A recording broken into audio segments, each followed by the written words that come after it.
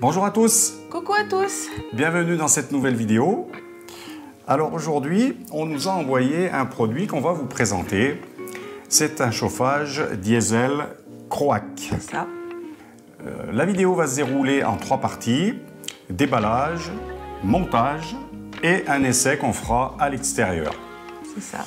Voilà, ce produit, on voulait vous le présenter car je pense qu'il peut intéresser nos abonnés et ceux qui vont regarder la vidéo pour une installation dans un camping-car ou autre. Avant de vous présenter ce produit, Yabi, Le générique. le générique.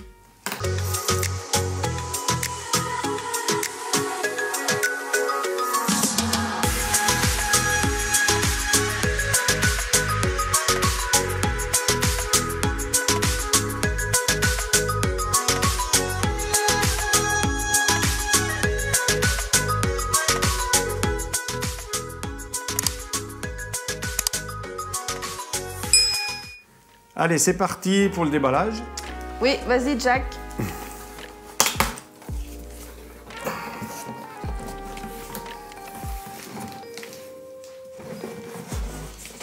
Alors, tout d'abord, le réservoir d'une contenance de 10 litres. 10 litres.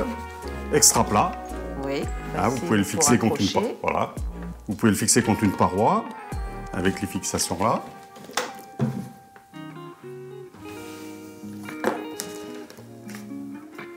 Le manuel d'utilisation qui est écrit en français. En français, bien, ça c'est pratique. Qui est écrit dans d'autres langues, et notamment l'anglais. Ouais. La petite plaque de fixation qui vient sous le chauffage, alors ça je vous montrerai tout à l'heure dans la deuxième partie où elle se positionne, cette plaque.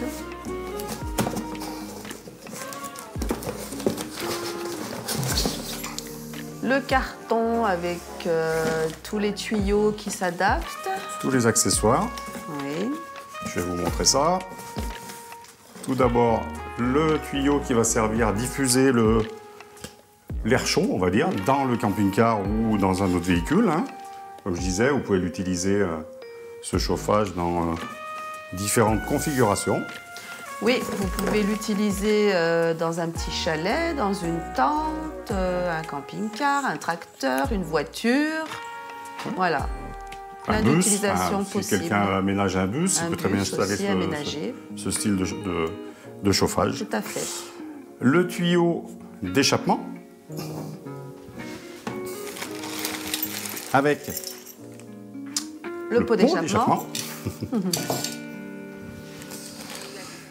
Le tuyau qui va servir à alimenter le chauffage en gasoil, qui viendra s'accorder sur la cuve. La prise d'air du chauffage avec un filtre à air.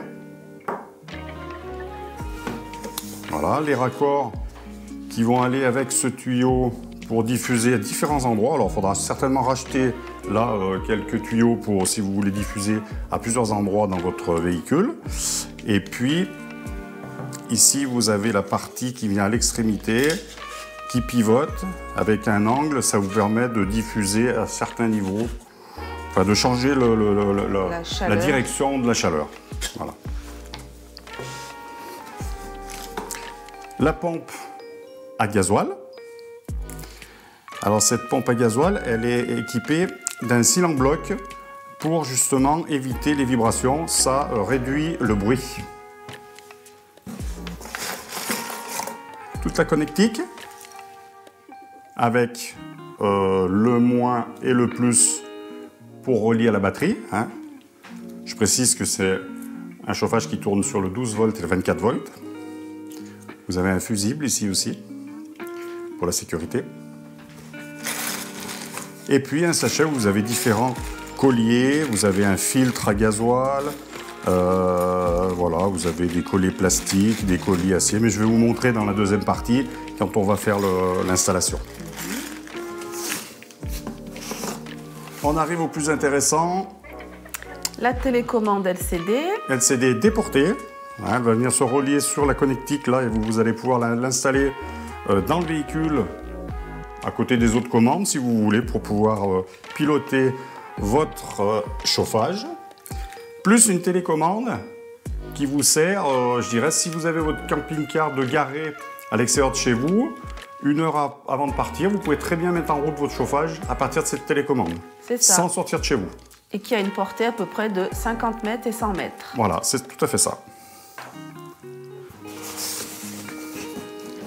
Alors, voilà le chauffage, le fameux, comme on appelle, Shinasto.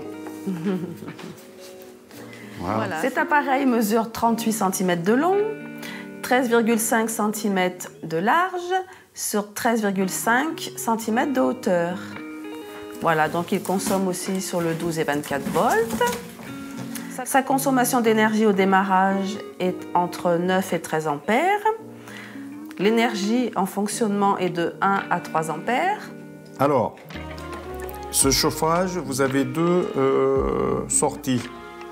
Deux sorties. Une entrée d'air, qui va être celle-ci.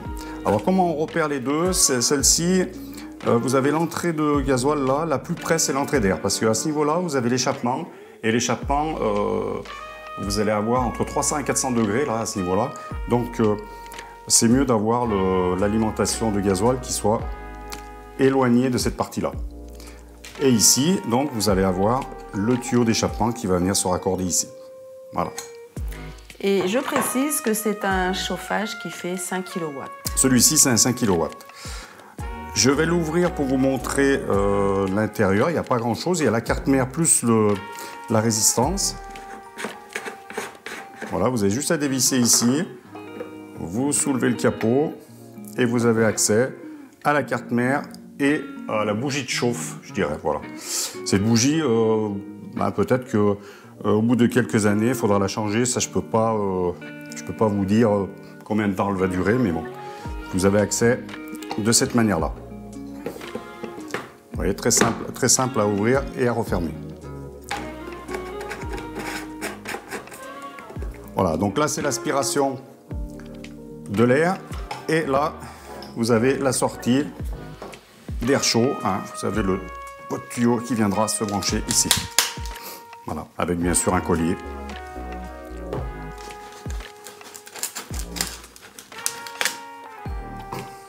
Alors, il y a eu une mise à jour qui a été faite sur la carte mère qui permet d'économiser 20% de carburant. Donc, c'est quand même intéressant. Alors, voilà, j'ai tout déballé. Maintenant, on va passer au montage. On va commencer par le tuyau qui va amener la chaleur au camping-car, dans le camping-car. Alors, vous avez un collier, là.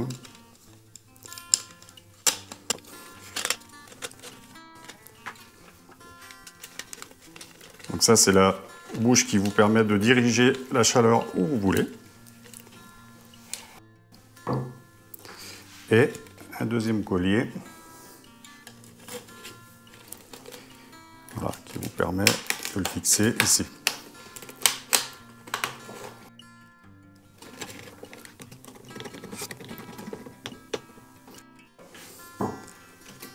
Avec cette partie-là, je n'ai pas assez serré. Voilà, avec cette partie-là donc qui tourne pour diriger le flux d'air. Ensuite, vous avez cette fameuse plaque que je vous parlais tout à l'heure. Cette plaque, elle sert à la fixation du chauffage. Donc vous avez un perçage qui est bien précis, vous ne pouvez pas vous tromper. Hein. Alors vous enlevez le petit bouchon de l'arrivée du gasoil.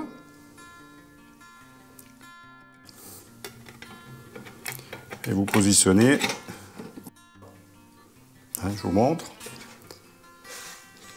Donc là, vous avez des vis qui vous permettent de tenir cette plaque. Et après, vous avez 4 vis pour fixer la plaque.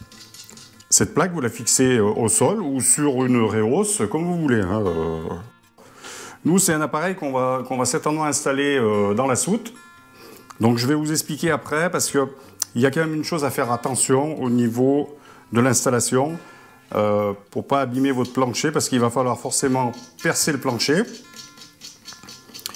Et au niveau sécurité, je vais vous montrer, il y a une plaque qu'il faudra acheter à part pour être bien en sécurité. Donc là, comme je vous disais, l'arrivée de gasoil. Là, vous avez l'arrivée de l'air. Donc pareil, un petit collier.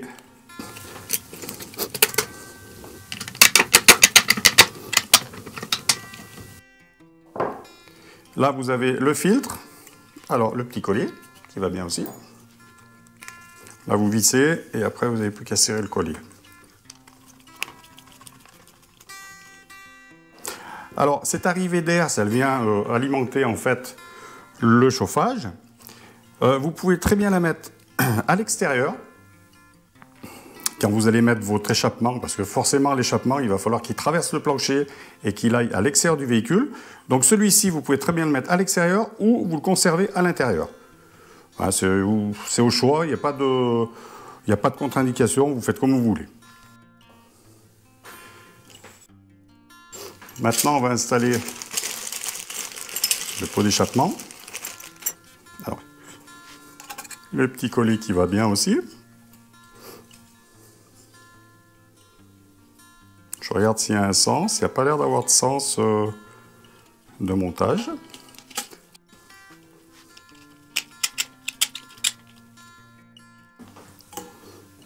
Un autre collier pour fixer sur le chauffage. Voilà. Alors après, bien sûr, vous pouvez le diriger comme vous voulez, hein, cet échappement. Vous voyez, il se tord dans tous les sens. Hein. Ensuite, vous avez la partie tuyau d'alimentation. Alors, comme on vous disait, oui, c'est un tuyau qui est assez long. Hein. Alors, bien sûr, vous pouvez alimenter votre chauffage à partir de votre réservoir aussi. Hein. Il suffit d'aller percer la plaque qu'il y a sur votre réservoir. Et puis d'aller mettre ce tuyau à l'intérieur. Bon, après, moi je pense que c'est quand même mieux de le faire avec une cuve comme celle-ci de 10 litres, ou alors vous pouvez très bien le faire avec un bidon comme celui-ci. Voilà, vous mettez votre tuyau dans le bidon, et puis ça vous permet d'alimenter votre chauffage, et ce qui permet de prendre le bidon, d'aller le remplir à l'extérieur de votre véhicule, de le ramener à l'intérieur. Ça évite de remplir à l'intérieur et d'avoir des fois des odeurs. Je pensais à cette petite astuce pour éviter les odeurs. Vous avez le petit filtre à gasoil. Donc là, vous avez des petits colliers comme ceci. Et ensuite, vous venez serrer le collier pour l'ouvrir. Et vous venez le positionner. Voilà. Donc là, ce qu'il faudrait que je fasse, c'est que je coupe le tuyau à un endroit là, pour pouvoir bien sûr venir se brancher ici et après aller à la cuve. Hein, parce que là, vous comprenez bien que je ne peux pas le faire comme ça là, avec un seul morceau, il faut 2 morceaux. C'est pas grave, je vais vous montrer avec un petit collier. Hop. Donc là, vous venez vous brancher sur le chauffage. Pareil, vous écartez. Voilà. Et là, alors c'est ce que je vous disais, il faudrait couper un morceau de tuyau, mettre le filtre au milieu, et puis après, avec l'autre bout de tuyau, vous allez alimenter vous allez à la cuve. Ou au bidon, comme je vous montrais tout à l'heure. Hein? Ensuite, vous avez la connectique. Alors, la connectique, c'est simple. Il n'y a rien de très compliqué. Vous avez des raccordements qui sont différents à chaque. Pour la télécommande, par exemple, pour le branchement sur le chauffage. Donc là, vous avez la connectique pour le chauffage, qui est ici. Donc vous avez des détrompeurs, hein, donc vous ne pouvez pas vous tromper. Ici, vous avez le câble. Alors je vais défaire quand même le câble pour vous montrer la longueur. Je vais défaire celui-ci aussi.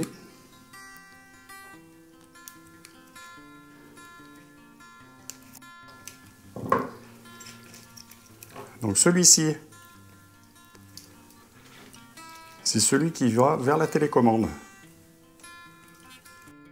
Et donc vous voyez, il est assez long. Alors tout dépend où vous allez mettre votre chauffage. Bon, c'est vrai que la télécommande, vous ne pourrez peut-être pas la mettre à l'autre bout de votre véhicule, mais vous avez le raccordement qui se fait ici, hein, avec votre télécommande. Donc vous voyez, il y a quand même pas mal de distance. Ça dépend où vous voulez la mettre. Vous avez la possibilité de la mettre quand même assez loin. Donc là, je disais, le fusible sur le plus qui va à la batterie, et là, le moins de la batterie. La dernière connexion, elle se fait sur la pompe. Voilà la connexion. Donc la pompe, la connexion se fait ici. Pareil, vous ne pouvez pas vous tromper. Vous avez une sécurité. Alors la pompe, bien sûr, j'ai oublié de vous préciser tout à l'heure, mais par rapport à l'alimentation du gasoil, bien sûr qu'il faut arriver avec, c'est-à-dire ici vous partez avec un tuyau, vous allez à la cuve. Alors il y a une flèche hein, pour vous donner le sens de la pompe. Hein. Ici vous partez, vous allez au filtre, et du filtre, vous repartez, vous venez ici. Hein, j'ai oublié de vous préciser tout à l'heure parce que je n'avais pas installé la pompe. Et puis vous avez donc ce cylindre en bloc qui permet de limiter le bruit de la pompe parce qu'elle claque un petit peu. On verra dans la troisième partie, quand on va faire l'essai, si vraiment elle fait du bruit. Hein, on vous montrera ça. Donc là, vous avez ce raccord, comme je vous disais au tout début de la vidéo, qui vous permet de, par exemple, de venir se brancher ici, puis après vous partez à deux autres endroits. Comme ça vous permet de diffuser à 2 endroits dans votre camping-car. Et la sécurité que je vous disais, donc, quand vous allez faire l'installation, forcément, pour sortir l'échappement, il va falloir percer votre plancher. Quand vous allez percer votre plancher, si vous faites un trou du diamètre du chauffage, je vous ai dit tout à l'heure, 300-400 degrés. Donc votre plancher, il est isolé. J'ai vu sur certaines vidéos, il y a des planchers qui ont fondu à cet endroit-là, qui même pourraient prendre feu. Donc faire attention. Il y a une plaque qui vient ici, un adaptateur. Je vous mets la photo ici. C'est un adaptateur, c'est une plaque en acier. Donc ça vous fait faire un trou quand même assez conséquent dans le plancher, mais au moins vous n'avez pas de contact de l'échappement avec le plancher. Donc vous n'avez pas de risque de mettre le feu, on va dire. Voilà. Donc ça, je pense que c'est impératif. Ne faites pas juste un trou du diamètre du tuyau et passez votre tuyau comme ça parce que là, 400 degrés, je peux vous dire que ça chauffe et ça va vous mettre le feu au plancher. Hein. Bien utiliser la pièce que je vous montre là et il n'y aura aucun souci. C'est d'ailleurs nous, on va l'utiliser, on va mettre celle-ci. Alors, ce chauffage, comme je vous disais, on va certainement l'installer dans notre camping-car. Pour quelle raison ? On a déjà un trauma à gaz dans notre camping-car qui marche très bien, il n'y a pas de souci, ça chauffe très bien. Ça consomme un peu du gaz, notamment quand il fait bien froid. Donc il faut 2 bouteilles de gaz. Avec un chauffage comme celui-ci, ça permet d'aller à l'étranger. Et à l'étranger, vous savez qu'on a toujours des fois des problèmes pour charger les bouteilles ou pour trouver... si vous allez avec des bouteilles de gaz françaises, on va dire, à l'étranger, il y a des bouteilles, vous ne pourrez pas les échanger. Il faut avoir des bouteilles de gaz de là où vous allez, en Espagne par exemple, ou alors avoir des raccords pour recharger vos bouteilles, bien sûr les bouteilles qui sont dans les normes. Donc avec un chauffage comme celui-ci, vous trouvez du gasoil de partout, donc vous remplissez votre cuve et puis vous avez du chauffage voilà, là où vous voulez, que vous allez au Portugal, que vous allez en Espagne, que vous allez en Norvège, en Suède, je ne sais où. Vous pouvez chauffer et vous n'aurez aucun problème pour trouver le combustible. Le gaz, c'est plus compliqué. Voilà, c'est ça qui nous a décidé, nous, à vous présenter ce produit quand on nous a proposé, parce que je trouve que c'est un gros avantage. Voilà, donc on va passer à la troisième partie. Donc on va essayer de le faire fonctionner à l'extérieur et on vous montre ça tout de suite. Voilà, on se retrouve dans la troisième partie de la vidéo. Pour l'essai. L'essai. Alors on a fait vraiment un branchement dans le camping-car parce qu'on s'est repris sur les batteries cellules. Je vais vous montrer l'installation qu'on a fait. C'est vraiment une installation rapide, Gabi. Voilà, rapide pour voir le bruit avec la mise en route et puis voir si la température monte quand même à l'intérieur du camping-car. Voilà, donc je vous montre tout de suite l'installation. Comme je vous ai expliqué, on peut prendre un bidon de 5 litres pour alimenter le chauffage. Voilà, vous avez l'alimentation. On retrouve le filtre, la pompe, la prise d'air. Vous voyez, on a calé, et puis on a fait sortir l'échappement par la petite fenêtre là. Et l'air chaud va souffler de ce côté. On vous montre tout de suite. Voilà, donc j'ai mis en route avec l'application H calories. Là, on retrouve l'écran LCD.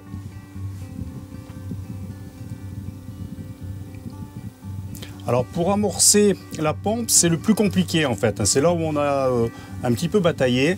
Vous appuyez sur les deux boutons, là, les deux flèches, vous tenez appuyé et la pompe va se mettre en route et va alimenter le chauffage pour que vous puissiez le démarrer. Parce qu'autrement, il n'y a pas de gasoil dans les tuyaux, donc il faut que la pompe remplisse tous les tuyaux.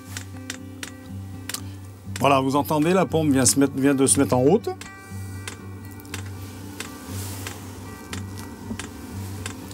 Et là, donc, on va monter un peu la température. Donc, il faut se mettre sur mode. Vous tenez appuyé. Et là, vous voyez, j'ai 10 degrés. Donc, je vais mettre plus. Je vais mettre 15 degrés ou 16 degrés. Voilà. Ça, c'est la température que vous demandez. Voilà. Donc là, il s'est mis en route. On entend l'échappement.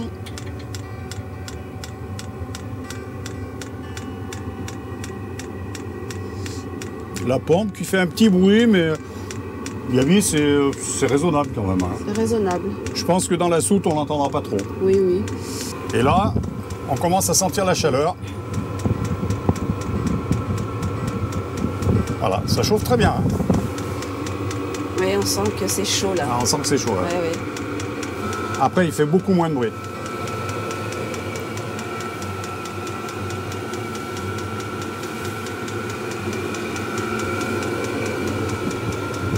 Voilà, là, ça souffle vraiment très chaud.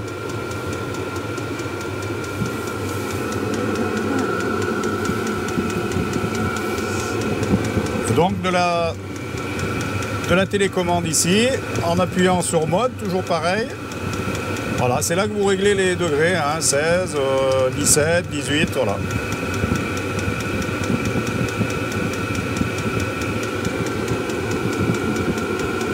Bon, ça fonctionne très bien, il n'y a pas de souci. Ah oui, oui, ça souffle.